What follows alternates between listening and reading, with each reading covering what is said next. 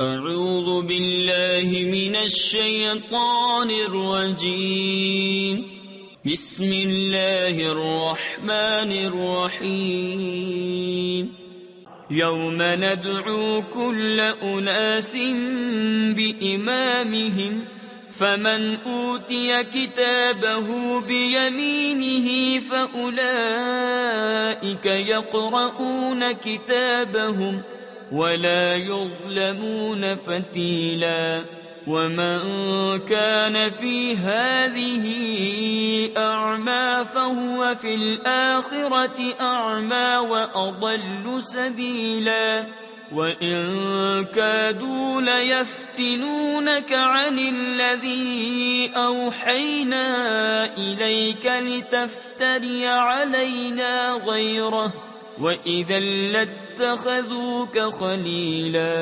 وَلَوْلَا أَن ثَبَّتْنَاكَ لَقَدْ كِدتَّ تَرْكَنُ إِلَيْهِمْ شَيْئًا قَلِيلًا۔ جس دن ہم ہر جماعت کو اس کے امام کے ساتھ بلائیں گے۔ تفسیر نور العرفان میں ہے۔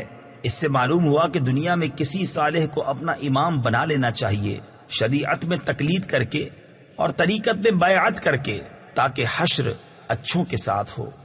تو جو اپنا نامہ داہنے ہاتھ میں دیا گیا، یہ لوگ اپنا نامہ پڑھیں گے اور تاگے بھر ان کا حق نہ دبایا جائے گا، اور جو اس زندگی میں اندھا ہو وہ آخرت میں اندھا ہے اور بھی زیادہ گمراہ۔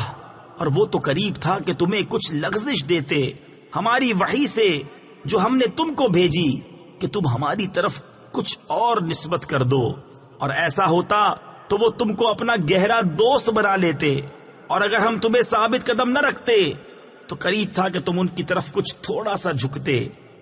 صدق اللہ العظیم۔